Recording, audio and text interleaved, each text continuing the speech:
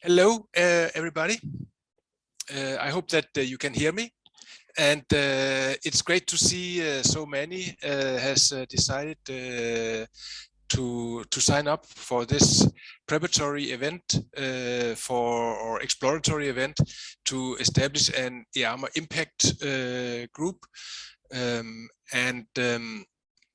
we have put together both a small program with some content, but we are also inviting you to come with your perspectives and ideas on what is impact and where should EARMA actually bring this forward, and how could we bring it forward.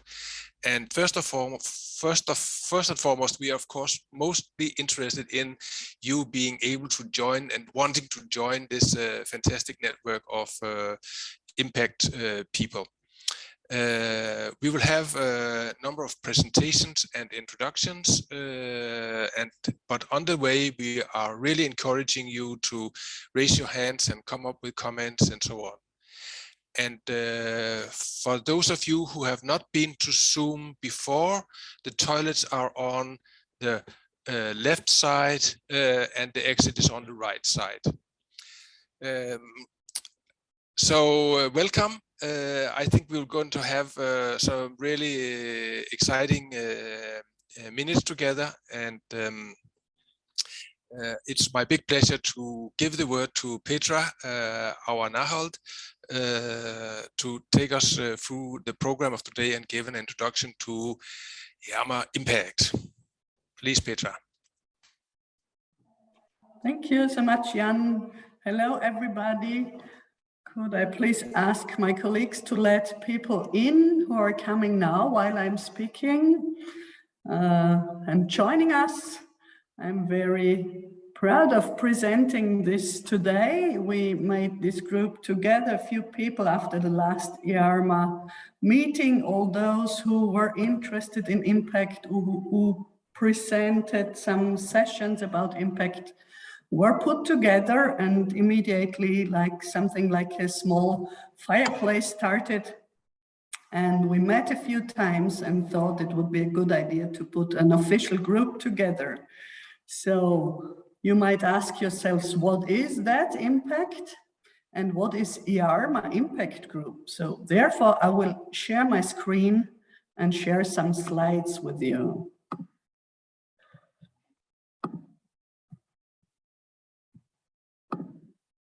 So what do we mean if we say impact? We are talking about research impact, which of course has its home in science. And first of all, people will talk about publications and talents, but there is more than this, more knowledge to transfer into society. We want to foster better lives. We want to give citizens the possibility to interact with science, to know more about it and to influence it. Of course, there is innovation in economy and technology when we are talking about research impact. And what takes these together could be the global challenges, as we know, the SDGs, so many of them formulated in concrete sentences. What do we know? What are the challenges we have in our days, and how can we together cope with them? And what impact does research mean in this? So that is what we mean when we talk about research impact. if we talk about EARMAimpact, which is the name of this group to be, it's almost official, it's on a good way. You already see behind us the EARMA logos. So EARMA welcomes this group. And what do we want? We feel to be an open and international thematic group ready to be established within EARMA. We focus, of course, on research impact, and we try to address the meaning, the implementation and evidencing of impact within research projects, primarily from our perspective. What is our perspective? We are mainly research managers and administrators working in the European higher education sector. So it's all people from universities and higher education who come together to see how can we support impact, what is meant, so do analysis and go onto activities together.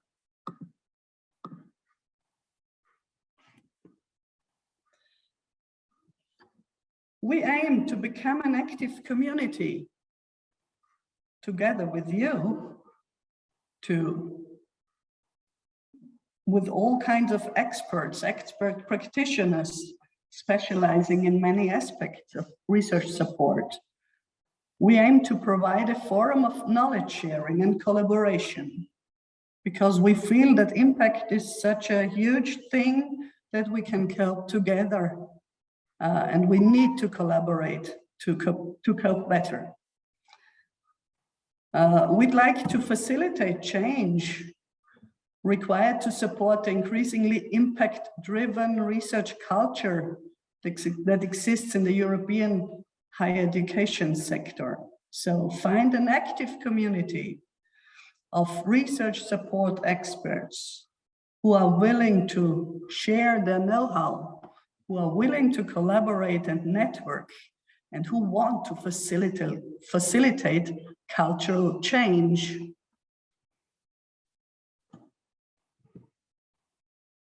How do we want to do this? We intend to investigate all barriers in impact awareness. We want to identify opportunities for practitioners to increase our knowledge and our skills for research impact support. This group offers to discuss, assess and advise on relevant guidelines, policies and procedures. Let's see if this will be needed. We shall also issue advice where needed on appropriate actions at institutional, national and international levels. So we will create and look on awareness if there is something we can help, if there is something needed, new skills are needed, or if we can exchange knowledge. So we'll foster all kinds of discussion, and we offer also this kind of advice, which, let's see how this can be done. Written or I'm looking for a good word. This advice is not, there is not yet an official way to give advice, but of course we will aim to do so, and we will aim to be visible as a group and therefore be able to give advice. And yes, you may ask yourselves also, who is that group, the core group? There are already about 25-30 people collaborating in like this event, or in ideas, what we can do in the future or how we can do that. And as I said, we met several times. We are all active research managers and administrators from all over Europe. There are pre- and post-award specialists, as well as knowledge transfer experts. And all of us are interested in gaining new skills and knowledge to better support impact-oriented research. What you can see here and why you are all here, we are all keen to collaborate. And I show you a picture of the core group. As you can see, all over Europe, we come from all over Europe and come from different fields. Anna, who should also give a speech today, Emma from Ireland, Chris from the Netherlands, Anja also from the Netherlands. She's joining us from Scotland today. I hope. Then Kirsi is in the speakers group today. Harald and Jan come from Denmark, and myself, I'm talking from Austria. So we are looking forward to have more members in here from other countries and other institutions.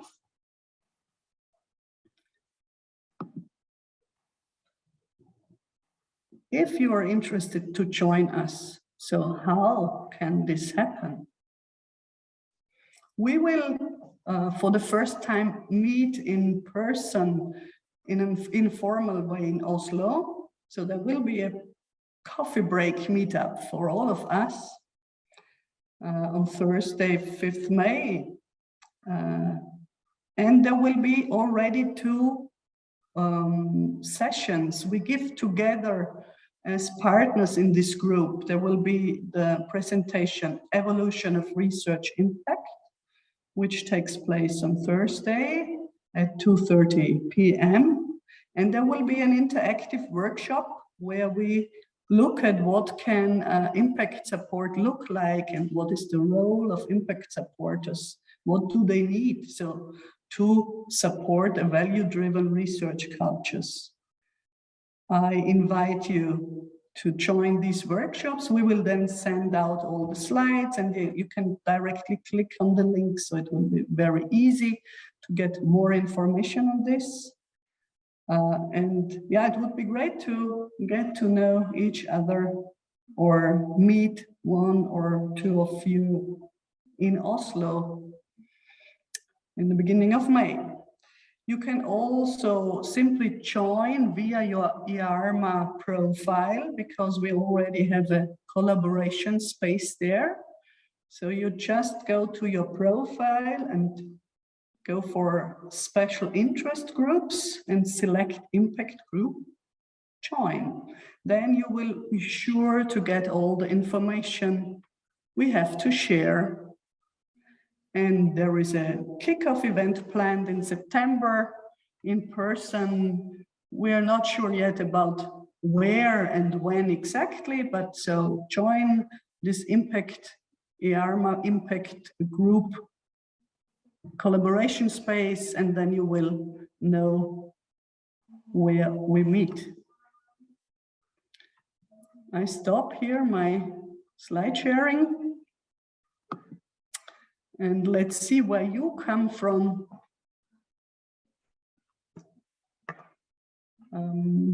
Maybe you are willing to just write in the chat where you come from. Just, yeah, UK, the nations or the countries. Cool. So from north to south. From east to west, great to see. Also some names I know. Hello everybody, that looks good.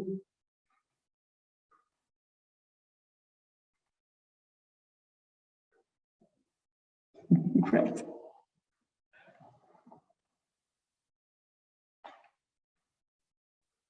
Yeah, that looks great. And we prepared something funny for you all to show, and I ask now Johanna or Marie to show a special video.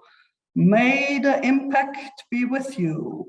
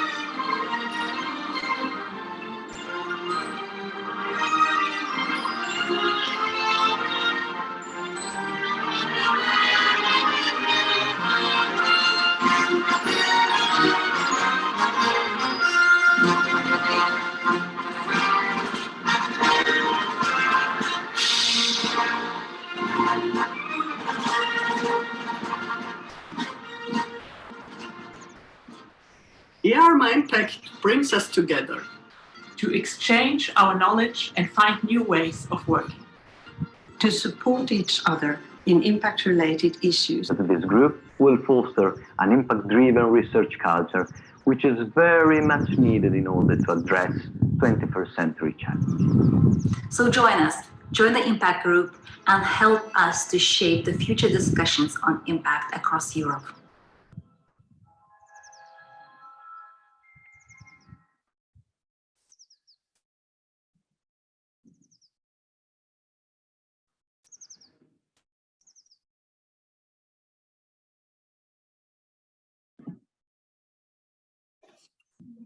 So thank you, Johanna, for showing us this video. I hope you got it. For me, it was not so easy. It was like the sound was not clear enough. I hope we can share this video also on our collaboration space. It was like a first exercise on people bringing input and making something together. I hope you could enjoy that. May I here hand over to Jan, ask him to tell us a little bit of our next speaker. Yes, our next speaker is David Butz-Petersen. And he just sent me a nice email that he is 15 minutes late. So instead of giving him a long, very long introduction, I can say that David was one of the person who actually inspired me to work with this area of impact. He has started a project on trying to understand how can you work with indicators in social science and humanities. I don't know if you are aware of the differences between science in social science and humanities and medical science, technology and natural sciences. But definitely it is very difficult to try to measure what is the impact or what is the quality of research in social science and humanities. And he has made a really nice project about that has now grown into I think a worldwide recognition of his expertise in this field. And the good thing is that David, he is always trying to think out of the box. So instead of sticking to one agenda, he tries to put it into a context. And I think that one of the most interesting projects he has been involved in is the establishing of a more basic understanding of the importance of science-based advice, policy advice, where there's now a global movement from advisors and also exactly from many stakeholders in ministries and so on to have a more science-based advice, policy advice for leaders in the world. I think especially in these times, I think it's a really fantastic endeavor to have started out. He is also now involved as a knowledge broker in a project on artificial intelligence and democracy, where he's trying to transform all the knowledge you have on AI and media to what you can say to normal people, or to the normal society, or the average society, to explain what is the danger, the possibilities, and trends in artificial intelligence, and how does it influence on our democracy. So he goes into different directions, and I'm really looking forward to his presentations. what I think could be really valuable to use maybe the remaining 20 minutes till he arrives is to have some input from you, because I don't think we can swap the presentations because Anna is not here yet, right? No. So maybe we take a round where maybe you have some questions or some ideas or things you want to bring up. You just raise your hand so I can see it.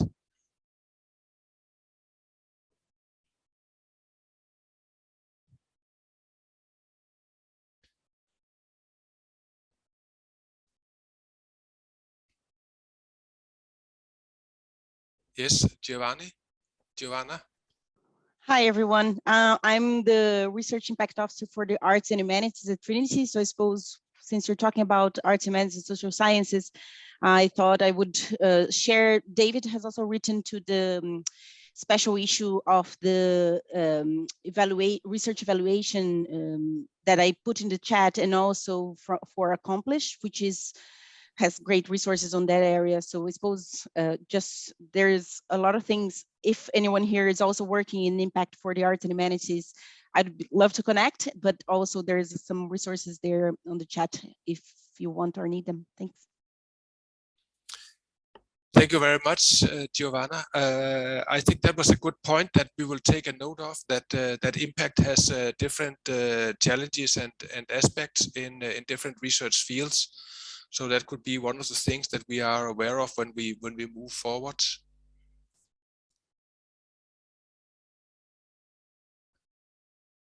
Is there anyone more here? Can I point out, because I can see Tara, he is here from ERIN. Maybe you can tell why you are interested in being here. And then I'll put Esther on after you. Is that okay, Tara? Yeah, that's fine. Yeah. That's no problem. Yeah, so we are working as consultants, and we work with consortiums to help them develop their impact. And again, exactly as you've been saying earlier, we find that in different disciplines and in different areas of expertise, there are different challenges with developing impact and working with academics to understand beyond their specific expertise and how to move out into society more, and through policy or through business or whatever, all the different routes out. Thank you. I saw Esther had a hand up. Did you take it down, or you can say something? Yes, thank you, Jan. No, I took it down because otherwise I forget. No, I was just wondering, there are many thematic and really interesting groups to be part of. And that probably a lot of us are already part of. So I already was part of an iNorms group, which was kind of an overarching idea, but also other almost community of practice. What will be the really defining difference with an EARMA group? Will it be that it's mostly focused on EU funding, or will it be broader than that? And do we still need to be part of all the other projects and groups that we are already members of? I think it's a very good question, and I think maybe this is actually one of the discussion we need to have also on our first meeting, is how do we actually see ourselves in this landscape of actors. There's also the EARMA network and other activities going on. From a personal point of view, I have always thought that it was a pity that the EARMA could not really do things in an EARMA. Of course, a lot of individuals could do it, but the EARMA did not do it as an association, even though we were actually those who were really the ones who were active and doing stuff of a high quality in, for example, EASIS and other places. And I thought, why can't we put those people together in an EARMA environment and maybe improve not only our own individual network, but also improve the quality of what we are doing, so that we are not targeting 20 different things in different directions, but have an EARMA perspective on it. I can see that many of the colleagues, for example, were active in EASIS, would be having a lot of benefit from being in the EARMA context as well. So that was at least one of my thoughts behind it. And also the training we can provide, because we are a little bit closer to the environment of research, could also make it more interesting. I don't know if it was an answer, but at least some food for thought. Why should we do this? And also, I think you have a good point with what are the different stakeholders and how should we interact and work with them. And I think also to become better by seeing what can others do. Astrid, you also have your hand up. Yes, hi, thank you. You asked why we want to attend this group, and from my own perspective, I am chairing the Professional Development and Recognition Committee of EARMA, and we have just very recently started some initial discussions as to whether impact and innovation should be one of the skills that we should have some courses on in the professional training. So I think this is a really good arena for discussing exactly that. So that's why I'm attending, and I can see a lot of people from the committee also there. So I hope to have some fruitful discussions on that. Thank you very much, Astrid. Aurelia? Yes, hello. It's not just because I joined the EARMA group. I think that the EARMA Impact group is amazing and impact is so important, but it's a bit of a self-promotion. I'm running an event tomorrow on impact. So as a national contact point, and Simon Carriage is joining, and Chris Knighting is joining from EARMA Impact Group. And I will be talking about actually Horizon Europe. So I looked at over 100 ESRs across different 6 clusters and ERA calls. And so I will put the link in. If you haven't signed up for the event tomorrow, do join. So because we will specifically, we'll be talking a lot about the Horizon. And I think what Astrid said and other colleagues said, impact is not only about the framework program, isn't it? It goes beyond that. And it is great what the European Commission is doing, I think, so slightly making us feel and researchers feel that we need to account for the money, that we're spending on the research because we need to demonstrate the benefit. But I think so it just spills over everywhere. It's the way we start thinking about the impact, and our clients and applicants and researchers changing their minds about the impact, isn't it? It's not just 3 universities doing a consortium application, winning the grant and doing the research. No, it has to be beyond that. So I think so, it's great that we're all coming from different perspectives to this group. We are sharing very diverse and different roles and understanding and experiences. So I think the diversity of this group is immensely helpful, really shaping the agenda, as Petra said, of the future of impact. Thank you very much.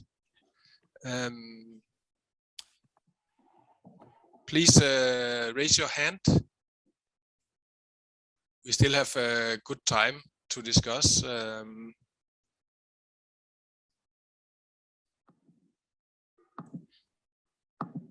Jesse, maybe I can ask you to say just very briefly what you think. I know that you have been developing some of the tools to work on impact and being involved in that, right? Yes, Jan. So why I joined this group was obviously because of the interest in impact, but also because I find it all the time increasingly challenging to work on the impact with the researchers, as it seems that that the demands from the research funders are growing all the time, but the knowledge related to, for example, societal, economic, and etc. impact is not at the same time increasing within the researchers necessarily, and they might not be that interested in the topic. And we in University of Oulu in Finland, we've been developing this online guide for researchers to collect information about impact and all sorts of different aspects and sort of the ingredients that we think that one needs in order to create a plausible impact plan. And we've been trying to work with it with our researchers, and we have noticed that it's sort of like it's waste of time to, I mean, since the problem or the challenge or the opportunity is a joint one for all of us working in research management and administration. I think that it's only wise to put together our strengths and our thoughts and our ideas, because we don't think that if we sort of share our knowledge and get somebody else's knowledge, that it's gonna, for example, if we share our wisdom, it's not gonna decrease our funding. There is no that sort of, what's the name? Looking for the right word, but well, anyway, we think that it's wise to share our scarce resources in this matter, and that's why we really expect this group to be a good platform to share information and tools, maybe even develop tools together and practices, best practices within the community, and also get sort of like different insights, because the impact is, I think that it's sort of like growing all the time. It's not only about how to, what sort of changes the society or what sort of changes will research have within the society in the future, but there are all these issues such as open access, open science, gender, IPR issues. There are so many things that we might not be the experts on, but somebody else is, and I think that this sort of like multi-sectoral or multi-practitioner type of collaboration is definitely something that we need. Thank you very much, Kirsi. So now we have almost talked about a lot of the dimension that we have initially wanted to discuss. So not only the tools, but also the training that and the network and the environment that we come into. One of my own perspective on this is also to take a look at. We have a success rate of, let's say, between 10 and 15% of all our applications, whether it's national or international or European. But in each of these applications, there's actually written a whole impact section. Maybe 20 to 30% of the application has to describe what is actually the impact of the project that's proposed. And with such a low success rates, there's this huge amount of impact out there that's in principle just floating around and not really being turned into something. I think that is I think it's a little bit disturbing on one side, and of course, yes, researchers, they are recycling their applications and so on, but still, it's for me, there's so much resources going into describing how we actually can make a transformation out of the science that we are doing, but this is never happening, you would think that one of the arguments for having a European research program, for example, would be to say, okay, we need impact on a European scale, and so we have a lot of potential impact on a European scale, but all those ideas are, or 90% or between 80 and 90% is actually just disappearing out somewhere in the sky. In lost applications. So how can we actually activate this huge amount of ideas for necessary change in society? Another thing that I'm worried about is that if you look at the funding for research in Europe, it has actually been over the last 10 years, it has been totally stable. if you look at it has been like a line not moving anywhere up or down the last 10 years, even though you can say that the COVID and other events has actually proven the need for science-based investments to benefit the society. I think that is that's also one of the things where we have alliances. For example, I know the Commission has started now this EARMAimpact to put a focus on how to increase the funding for research in Europe.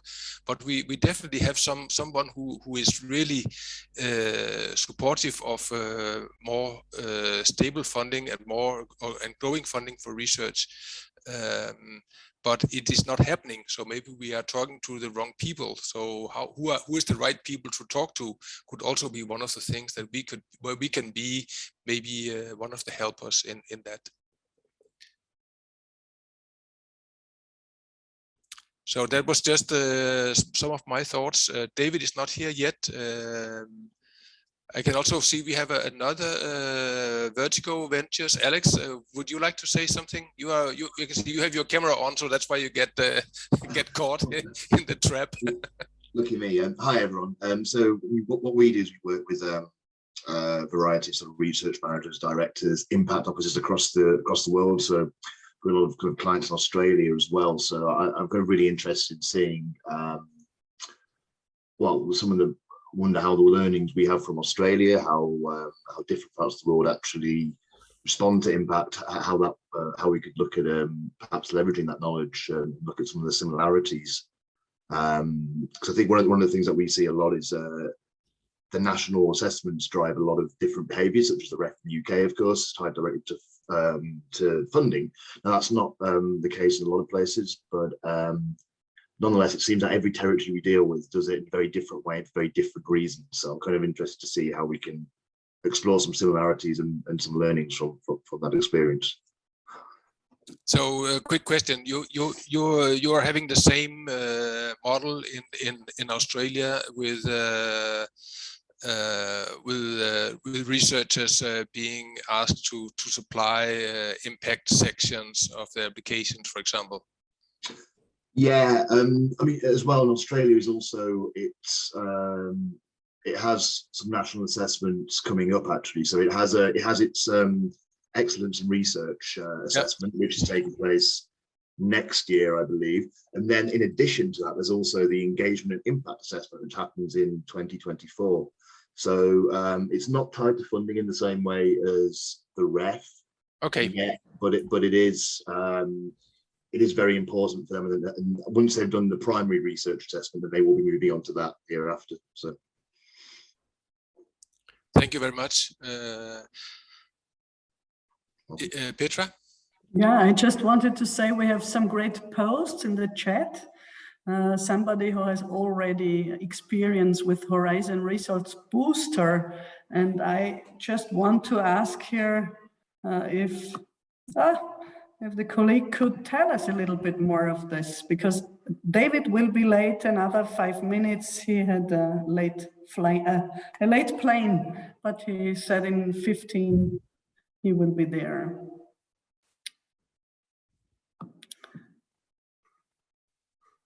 The Horizon Europe Booster, who was it? I think it was me. Yes. Oh, thank you. So yes, so we're in the exploitation phase of our Shape ID project. Is Horizon 2020 coordinated in supporting action. So it's a CSA. It's not an RIA for those who know the language of European funding. Sorry about the acronyms.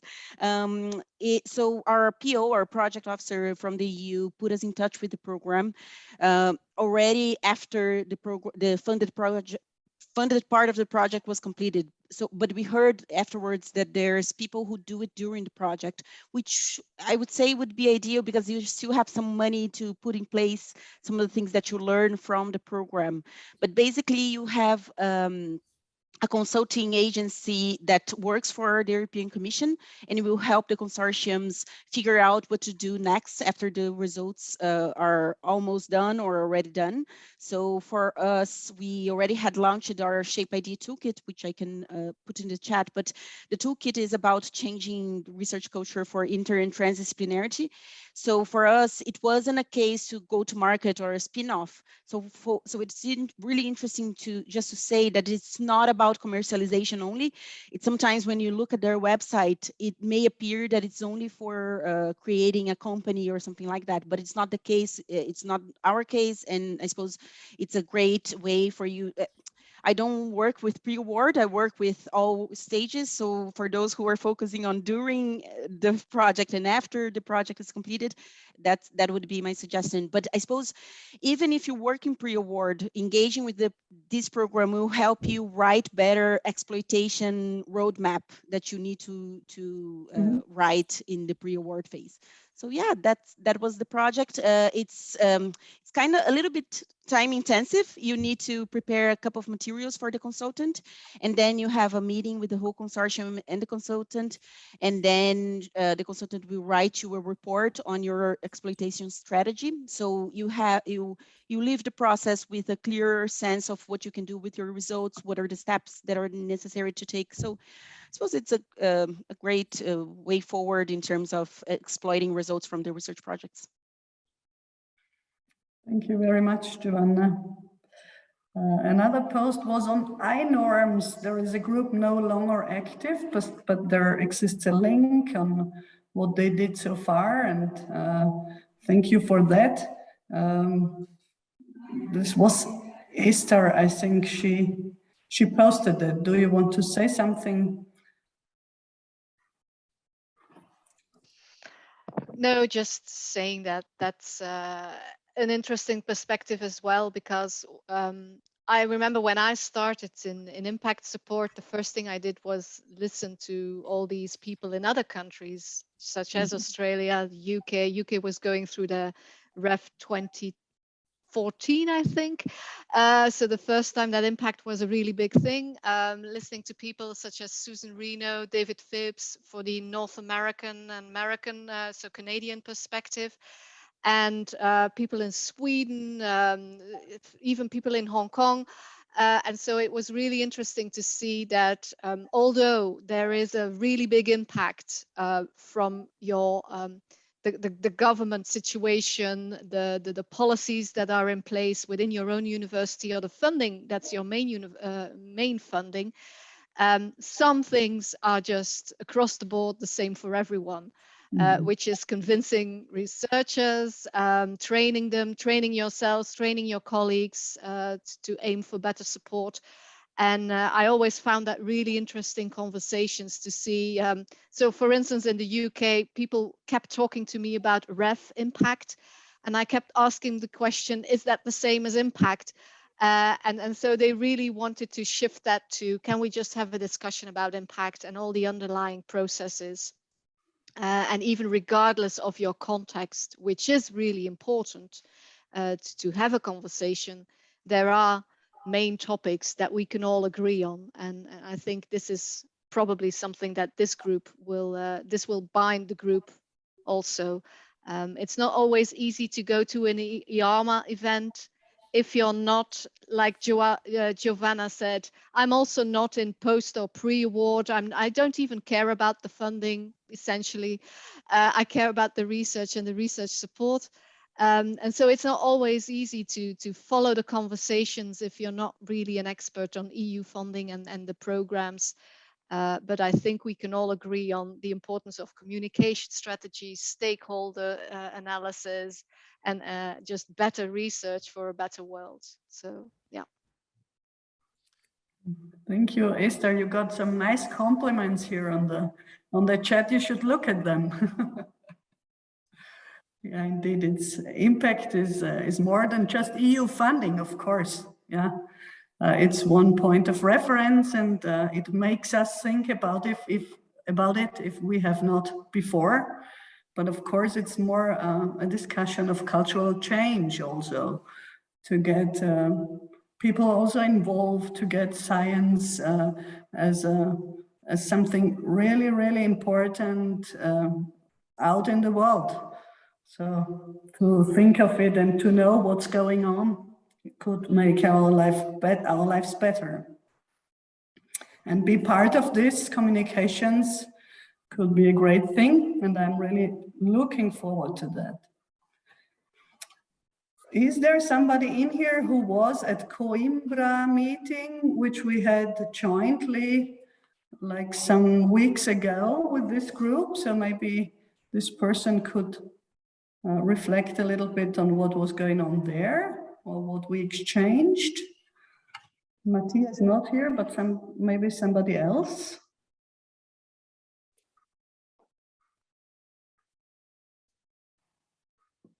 Just go ahead, Aurelia. I think you look like you want to say something. No, I wanted to say, I can see the Chris's there. I want to call out Chris, like, come on, I have spoken out. Chris, we've done a great presentation with Chris as well on Horizon Europe and assessments of the impact. So it was a good reflection. But I think what we realized is as well, when everybody was presenting their pieces, that there are a lot of work at different institutions across Europe, and what Esther said already, happening on impact. And the space was used very wisely to share that information, what was happening, tips, platforms, techniques that people are using, and then having some, again, practical tips in terms of Horizon Europe publications as well, how they're being evaluated. And Chris and I have a hypothesis that impact might make or break applications in this new period. Maybe we're right, maybe we're not, don't know. We need to wait for a few more calls to come out, but seems to be that. And when I looked actually at different cluster evaluation reports, I noticed for some reason that health experts and evaluators are more positively evaluating impact sections compared to cluster 2. With the culture. So I'm not sure if the humanities and social scientists are a bit more stricter with the impact, and they know what the impact is and they just go for it. And there's a lot of more negative, more lower scores in comparison to health. So yeah, that was interesting. But in terms of Coimbra meeting, I think it was a great space for us all to start and kick off the conversations on impact. Thank you, Aurelia. Kirsil raised her hand. I was actually starting to reflect on what Esther said and what you, Petra, then summed up about impact not only being about Horizon Europe funding, which is very correct. And this is not about the Coimbra meeting, so I don't know if Chris wants to reflect on that, but I was just thinking that it's really sort of frustrating sometimes even within the same organization to sort of try to bring people together to talk about impact, because we all see it very differently. I know that we have like project support services is a separate unit at the university. Then we have a strategy unit, and then we have the library people, and we all.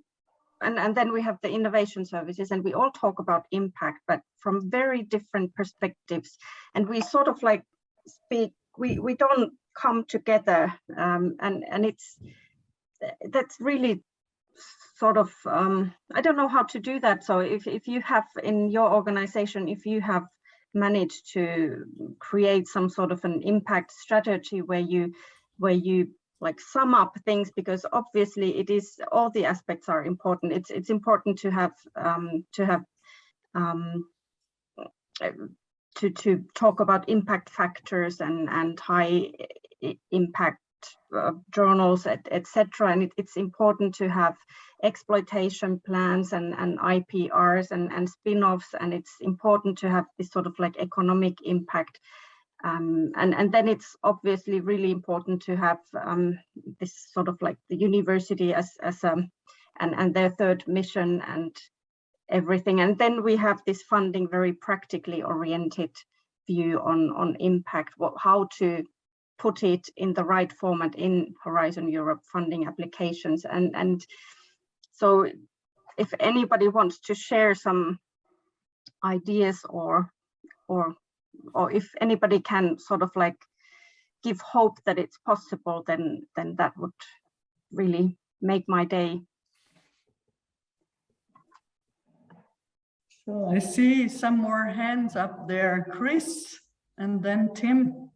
Maybe they can make your day. Yeah, I'll certainly do my best. Hi, everybody. Sorry, it's my first day back after a week of leave, so I'm a bit all over the place today. But very glad to finally be here. Yeah, Kirsty, we're planning, how to do this at TUE. It's very much a common problem, so please don't despair. We're still trying to figure it out ourselves. At TUE, we have 9 different departments, and we all have a very different way of approaching this issue of impact. And some of my colleagues don't really see it as being particularly important, whereas others like myself see it as being quite fundamental. One of the things that we are doing is there's a number of us who are going to conference next week, and we are taking the time to organize ourselves, having a look through, the program, seeing which bits of it interest us the most. And I've been doing my best to, highlight the impact workshops that are being delivered next week, and just stressing to my colleagues that, if they haven't quite cottoned on to the fact that impact is growing in its significance, then maybe they should come to some of the sessions that we're delivering and find out a little bit more about it. And of course, then we'll go back to TUE afterwards. We'll compare notes, and we have a strong research support network at the university. And again, I'm hoping that maybe I'll see some evidence of people having understood, maybe for the first time, really what the significance of impact is, and how we need to start shaping the advice we give to researchers, and also the way that we write the proposals, or the way that we approach them should be much more from an impact perspective. That's what I'm trying to do, is to change the way that my researchers think about putting together these proposals and engaging with consortia, and thinking about what impact they can make before they really start trying to sit down and write an excellence section, which is typically where they would start. So there's a long way to go. I think as a network of professional people, administrators and managers, we need to organize ourselves and get our own story straight. And then we have to go through the process of getting the researchers to look at it from a different perspective as well. So it's a bit 2-part. And at the minute, I'm sort of doing both at the same time, for better or for worse. It might go catastrophically wrong. Who knows? I'll tell you all about it if it does, but I suspect that, we'll just get there slowly on both fronts, and somewhere along the line we'll meet in the middle, where, there's a sort of a mutual understanding from both sides. So yeah, please don't despair. We're at the beginning of a long journey here, I think. The perfect picture behind you, Chris, the bridging bridge. Bridging the Thanks. I tried for something inspirational. It was either that or something from outer space. I didn't think that sent the right message. That's good. Tim, your input, please. Yeah, I absolutely agree with everything Chris said. What I found strategy-wise in educating about impact is that I tried first to send information and to give people information and in my talks, and I was talking for 20 minutes, and I was really happy I got all the information crammed in those 20 minutes. And then the point I wish to convey was outreach is not impact. That was a bit of like something people didn't really understand. So that was the point I wished to convey, and then I was done. And then people said, okay, so how can we Twitter more about our research? And I thought, like, no, it really didn't help. And what we are trying to do now is sit together with researchers, with departments, to discover what is your research line, what kind of research lines do you want to develop, and what kind of impact and indicators fit very well with that. So you develop a strategy towards a maybe monthly or bi-monthly or yearly measuring of the indicators. You can feed them back to the department so they can see if they are on track.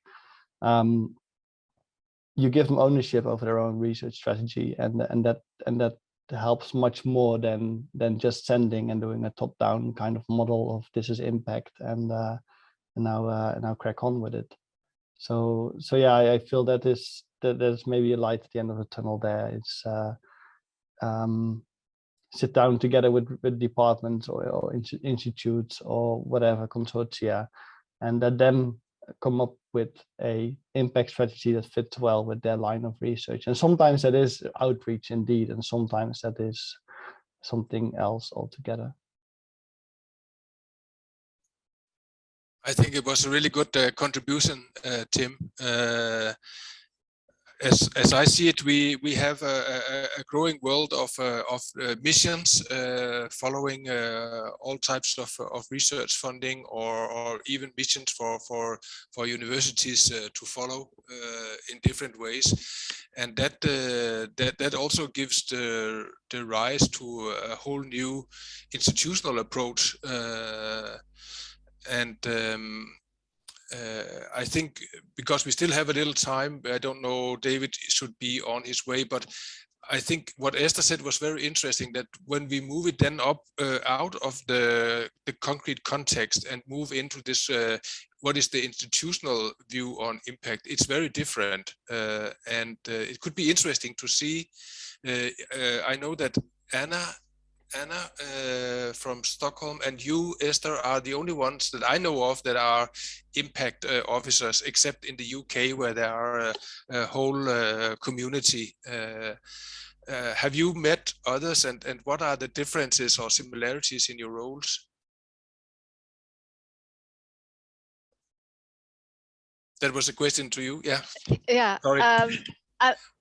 Well, and I'm not even an impact officer. I'm a policy advisor. So it's not my plan to help all the researchers individually with their impact strategy. So I have to find other ways to get impact into the DNA of the policy, of the strategies of the university. And so I think that's the big thing that Kirsi also mentioned. It's turning a lot of different knobs at the same time. You have to change the reward and incentive system, which is HR based mostly.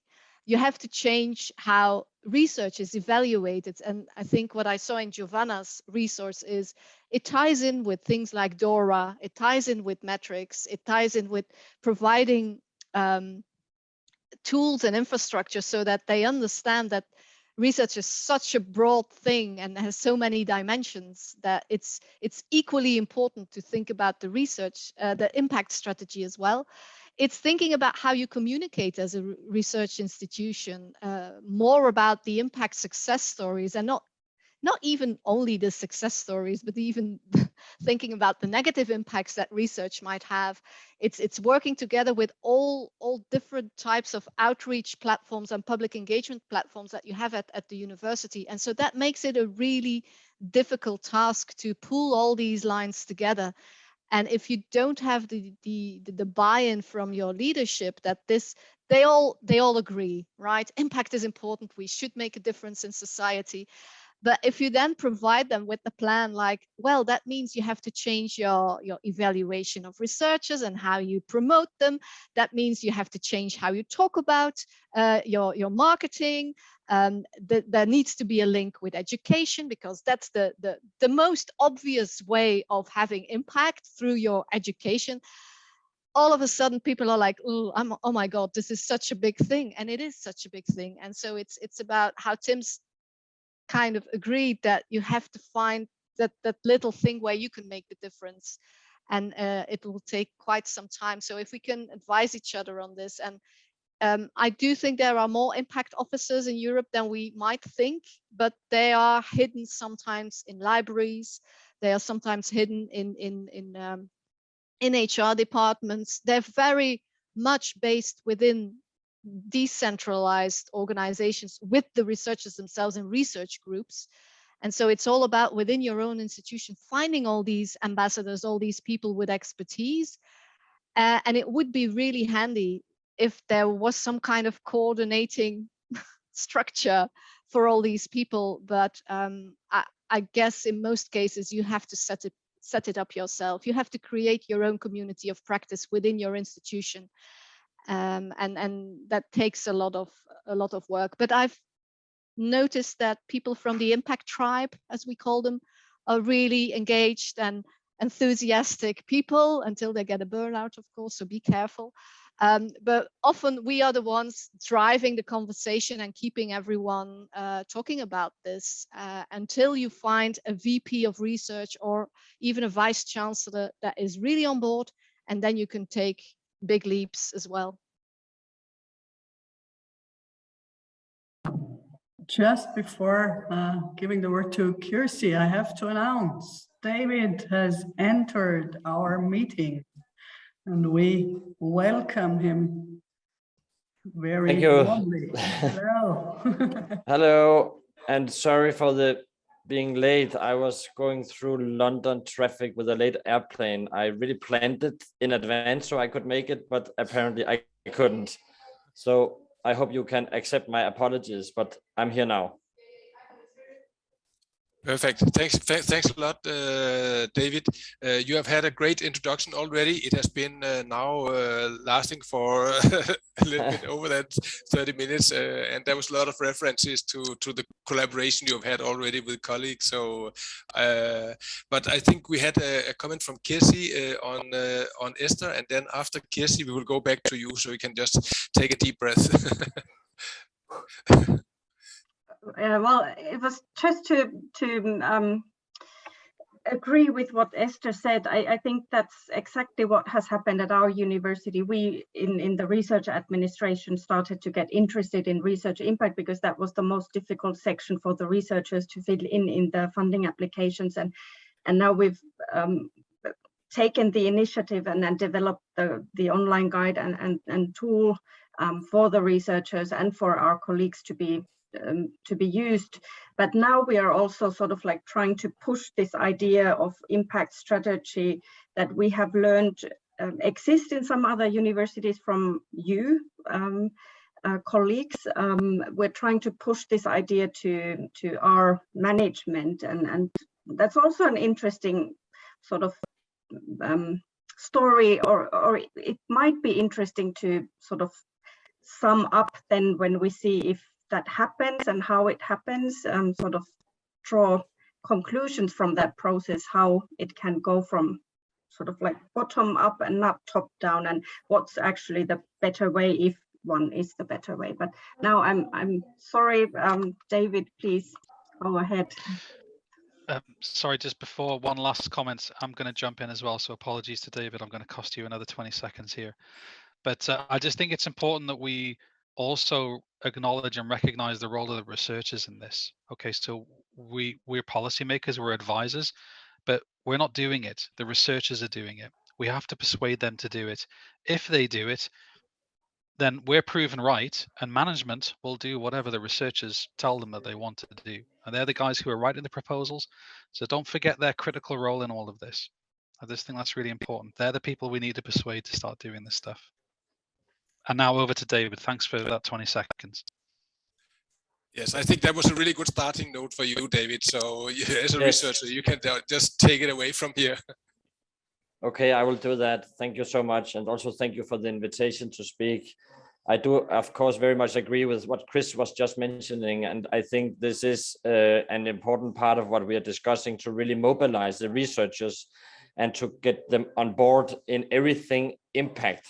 So that is knowledge brokering, knowledge exchange, knowledge transfer, and not only, which would be the obvious thing to do, to sort of place or locate those competences only in research support, but also as a part of a broader mindset of universities, including the mindset of academics. So we perhaps come to a situation in which many of these skills that are acquired are really hybrid skills. They're really hybrid, they're integrative across the academic administrative nexus, and that's where we can work together, and where I guess actually silos and different, let's say, job descriptions or job positions doesn't really matter that much. It's much more about working together in an ecosystem and working together with different competences on board, and obviously also acknowledging that we are not all good at everything, and that's why we need to work together in order to create, assess, evaluate, and plan impact. as well, obviously, as funding opportunities. I will just share a couple of slides. And perhaps Jan, you can be the timekeeper here. I would like us to have some time for discussion, so I will try to open up the floor with a couple of reflections, and then I hope we can take it from there. Also, given the fact, asked me to speak a little bit about what I see these days as being some of the main drivers, you can say, of the European impact agenda and where this is moving these days. I work myself with the European Commission on a couple of different projects. I'm the chair of the EU Cost Action or Expert Group on Science Communication, which is a lot about impact assessment, but also getting research into practice. I also work now with the Commission on evaluating and nominating the next European Impact Award. So the Commission is really moving forward and is now again this year also nominating candidates for an impact award that will be given to a particular research group that have shown and demonstrated impact in Europe. So those are just a couple of my current positions, besides being also an academic, a professor of science communication at Aalborg University in Copenhagen.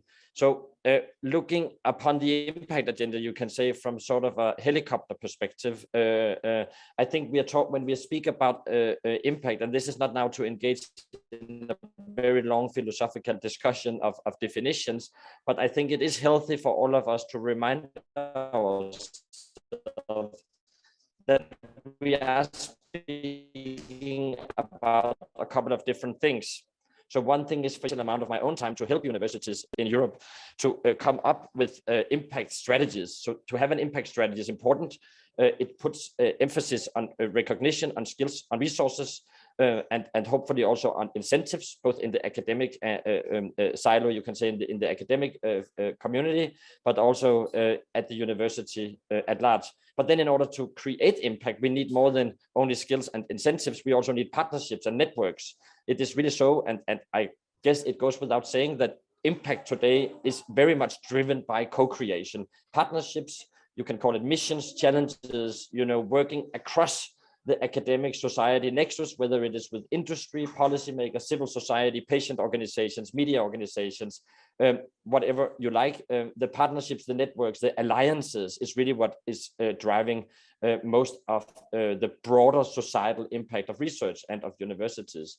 And then on top of all that, or you can say even as the foundation for all that, this is where I also spent some of my time developing assessment frameworks and indicators. I sometimes like to call our field sort of impactology. And what we are trying to achieve here is often to really develop indicators that are more responsible and more sensitive towards different contexts, so that we are not mismanaging or mismeasuring research and comparing research to incentives or to indicators that is not really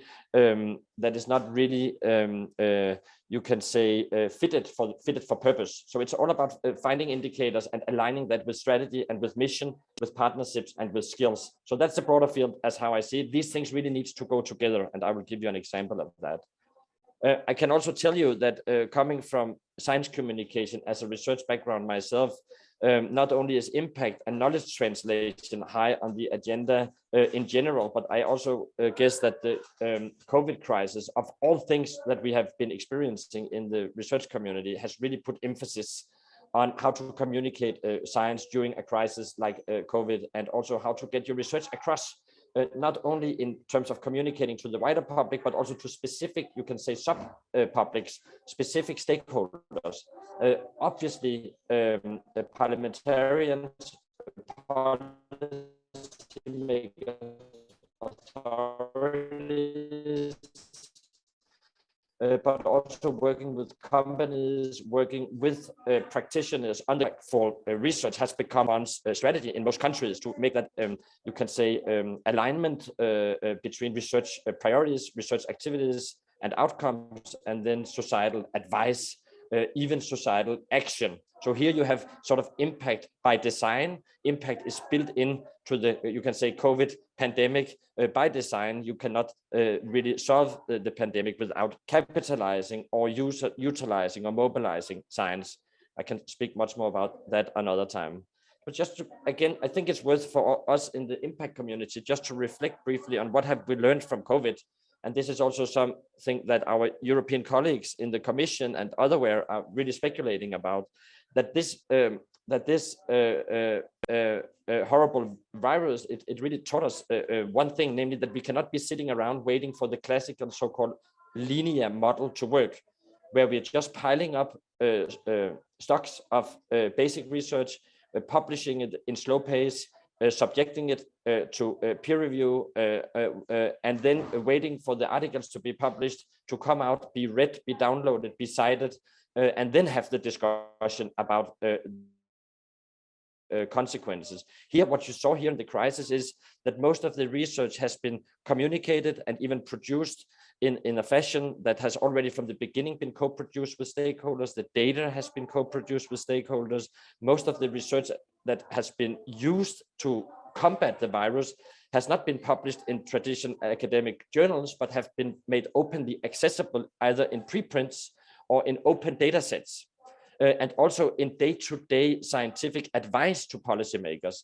So what the research community really did here, also across disciplines, this is not only for epidemiology or for health sciences, this has also been the case in some quarters of the social sciences, even humanities, was a day-to-day advisory role in terms of translating research and getting it into the practicalities of our different societies. And I know that we can take it in the discussion with success, some success, and also with significant differences across countries, cultures, and regions. Not all, obviously, authorities were as good as really or as prepared as other countries to really utilize and implement research, but we would not have been able to be where we are today had it not been for, you can say, impactful research that in a certain way, according at least to this analysis, sort of circumvented or surpassed the traditional knowledge of knowledge dissemination. It was really a disruption of the traditional model of knowledge dissemination. That's at least my claim this afternoon. So perhaps we could learn something from that moving forward. I'm not sure it's healthy for our universities or our science system to work in that pace, in that high transaction pace, but we can learn something from an open, responsible model of scientific translation of scientific knowledge into practice. For example, addressing the green transition, addressing issues around the social value crisis, social inequality, security, even the geopolitical crisis that we are now facing in Europe, also calls for rapid translation of research, if not into policy, then at least into public discourse, into civil society, and obviously still to a large extent into business development. At Aalborg University, my own home institution, we have just announced our new strategy for the next 5 years, and we have chosen also with input from our research community, including myself, to now become a mission-driven university. And you can say we are here just paying a bit of lip service to Mastrocato and to the Commission's mission programs, but we actually internalize this agenda of being a civic university with a civic mission and taking upon ourselves to have impact, what I call impact by design, to really drive, organize, evaluate our research projects and programs, also from the perspective of impact. And I know, again, it goes without saying, some other universities around Europe is also very advanced and have moved far, especially in the UK because of the REF. But I think this idea of translating the impact agenda into something more tangible at your own institution, this is where we really can build capacity and build some critical mass, also when it comes to mission partnerships. Then I wanted to say a little bit about a broader change of the funding landscape. I'm not sure that's important. I think I already exemplified it with the COVID crisis. There is an increasing public demand for RRI, open and responsible innovation. As I already said, there is an increasing policy interest in this sort of mission-oriented research. The SDGs obviously are also drivers of change at the university level, and also again emphasizing partnerships and impact. promotion criteria, we see a lot of universities in Europe recently having profound discussions among themselves of how to design promotion and tenure criteria that also do reflect the need for impact-oriented scholarship or knowledge mobilization. Sorry. Yeah, I'm just not quite sure why this came up, but it works. Yeah, there is impact here. It's all linear, it's multi-dimensional. We had more time, we could have gone into more details, but basically my point here is, and this is also where I'm gonna end in 5 minutes, is that linear is that impact really is and have to be thought about from a university point of view as something very non-linear, cyclical even. We can actually start thinking about impact and integrating impact planning, impact forecasting by formulating impact hypotheses already at the earliest stage of a research project. We can invite stakeholders on board in the process already at the level of priority setting and formulating new research questions in which we are sharing our research agenda with practitioners, with companies, with stakeholders. You can say, again, more or less in a more mission-oriented mindset, but need not be. It can also be in a more classical mindset where we are trying to integrate the voices of different stakeholder communities in already conducting the research and designing our research agenda. And then obviously, in due of time, also communicating research, engaging publics, and also creating solutions that are scalable and workable in practice. This is something we see more and more universities work on, not only technology transfer, but also being an active partner of solution-oriented partnerships, where we actually work on the ground in a transdisciplinary collaborative manner with stakeholders to create solutions. And again, had we had more time, I think all of us have in the back of our mind some quite good examples of this. Missions, impact, different impact indicators. I wanted to end by this, what I call the impact research lifecycle. And this is something I also urge you as universities to think about. EARMA, obviously as an institution, also our dear colleagues in the European Commission, among our national funding agencies. Impact always starts with a mission. And here I don't think about missions only as mission-oriented research, but also as a mission in terms of a mission statement.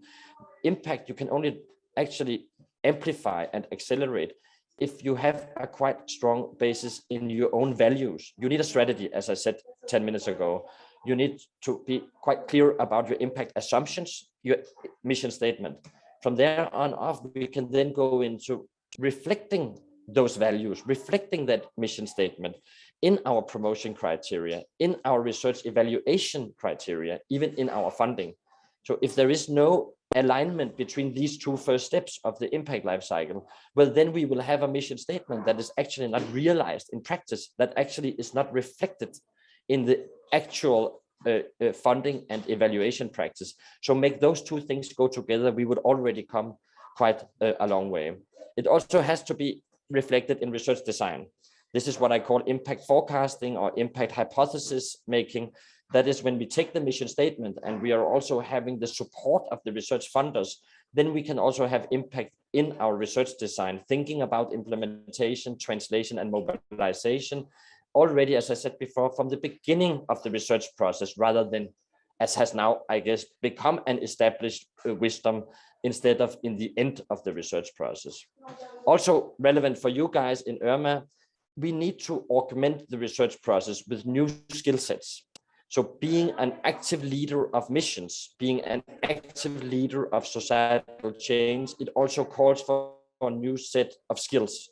And EARMA is already really well equipped, and many of you are already working, let's say, across and beyond TTOs, technology transfer. But now we are speaking a little bit more multi-stakeholder, multi-dimensional, complex problems in which universities are only one partner, and in which patenting and securing our IP is not the only skill set. It might still be a valuable skill set in the toolbox, but also to take on the role as a knowledge broker, to take on the role as an active facilitator of knowledge exchange.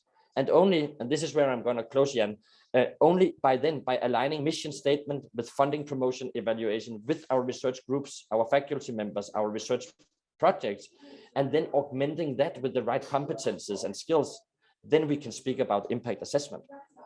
So it makes actually no sense to speak about impact if these, let's say, different steps towards impact, or these different steps towards the progression of impact are not being realized.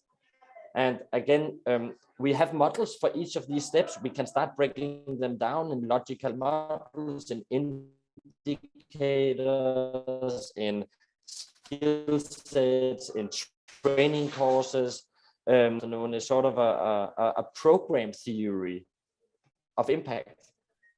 But I would urge you as universities, also EARMA as an organization, to think through the life cycle rather than thinking about these individual steps as isolated. They are really not isolated, they are integrated. I'll stop there. Thank you. Thank you very much, David. You have the applause, at least from my side. I think many of you would agree with me that it was really, really interesting. And even though it was under really tough conditions that you were on, we have still some times for questions, so we can grill you on some of the points here in the end. I think we will share your presentation. I think you have probably already shared it with Johanna, and it will go out. So now I am just waiting for a lot of hands to come out. Okay, so I was actually thinking if I could ask you a very quick question. So one of the processes that started now in the European Commission is this EuroPact or ERAPact, a new process to enhance investments in research. But that does not really fly together with, if you look at the actual figures on how countries are investing in research. So how would you say that we need more arguments on how we get impact of research, or what is actually the missing link here? Yeah, it's a very good question actually, Jan, and I know it's a question of a shared interest of yours and mine. That of course what we need to do now is not only as universities to enhance our supply chain. We can be supplying society and stakeholders, policy organizations, and industry with a lot of research. We can take it off the shelves. We can provide it in a very timely and very agile way. But we also need to cultivate the impact readiness, the preparedness of society to sort of mobilize, integrate research. So there needs to be a much stronger effort across the European community to, as it were, to amplify or enhance the absorptive capacity. So one thing is the supply side, but we also have to cultivate our absorptive capacity, because right now we are sort of over providing. Well, perhaps that is too overstated, but that could be one, at least, hypothesis, that we are over providing society with science, with scientific findings, with new research. We are publishing, we are spending a lot of public money, but society also needs to be more agile and more ready to absorb. And creating these absorptive links is part of what Mazzucato calls missions. Missions is also a vehicle to create more absorption, but there needs to be more work done, and governments and the Commission needs to do more in terms of structural investments and in terms of a cultural change. You know, Jan, you have seen this exact question has been on the agenda of European policymakers for years in terms of getting research across to SMEs. The SMEs is sort of the big, hard problem of research impact, but this is now a problem that is actually multiplying in other quarters of society. Perfect. Thank you. I think great answer, Chris. Yeah, thanks, Jan. Thanks very much, David. The question that I wanted to ask you was about the final slide that you just skipped through. You didn't actually present it, but I saw the screenshot of your paper. Noticed that the focus for you is on SSH. And so it sort of triggered the question in terms of how do you think we need to go around about dealing with these sort of different disciplines, and how impact needs to be dealt with differently depending on the topic area that we're focusing on, and really the complexity of multidisciplinary research projects which we're putting together, where you know, you might be in cluster 1, which is health, or cluster 4, which is, you know, very, very sort of technically embedded. But the Commission is now starting to sort of filter in a lot of SSH impacts and outputs as well. So yes, it is. How do we deal with it? We have so much to juggle. So how do we deal with it effectively? Yeah, I totally agree, Chris. This is sort of the new frontier. Interestingly enough, and even surprisingly enough, the new frontier of European science funding, and even to some extent impact assessment, is actually SSH, because a lot of policymakers and senior policy advisors are now starting to realize that without the behavioral component, without the cultural component, without the human component, actually a lot of the challenges we are confronting, may they be polarization, cybersecurity, or even a pandemic, and certainly climate change, we will not be able to solve them without, let's say, the human component. So you're totally right, this is emerging. But again, if we just compare research or assess research across the board using very simplified indicators, then we will not pay these different disciplines respect, because we will just be looking at some KPIs and that might be useful or not be useful, whether they are patents or royalties or licenses or startup companies. But in order really to understand impact creation, especially in a mission-oriented, let's say, world or mission-oriented funding landscape, we need to get one level below that. So we need more data, we need more granularity, we need to measure more activities and outcomes. And then instead of always wanting to compare those like in a ranking, like, you know, like summative, like one team is better than another, then I think we have to start really convincing our European colleagues that they need to do formative impact assessments. That is impact assessment in which you're collecting data and writing up narratives or case studies, but to learn from, so that you learn from your own impact journey rather than only getting money and being evaluated. So for that would be a big helping hand to stretch out to SSH, if you were to develop more context, what we call context specific indicators. And you know, so that would be that's what I try and do. I mean, you know, when putting together our proposals, you know, I really try and get my scientists to focus on some, let's say, the technical impacts, which, you know, they're much more comfortable in terms of articulating them, you know, trying to quantify them. It's easier for them to do it. But then when I ask them to look at, you know, some, let's say, societal impact, or maybe, you know, economic, for example, then they really struggle with it. But these are the reviewers are not going to differentiate it. They're just going to measure them all in a fairly sort of blunt but even way. No one is more important than the other. So, you know, for us as advisors, it's really hard to give them clear instructions. Yeah, but I think universities have a special role to play there, and start, you know, creating some let's say more nuanced impact strategies, and then have a strategy implementation that is followed by more let's say nuanced or more sensible indicators. Because what we often lack is totally what you're hinting at here, is that we might have all these fancy goals and missions, but we don't really create the right data with which to assess or examine if we are successful or not. So we need for universities also to be a little bit more active in creating their own impact assessment frameworks, without always having to rank ourselves to each other.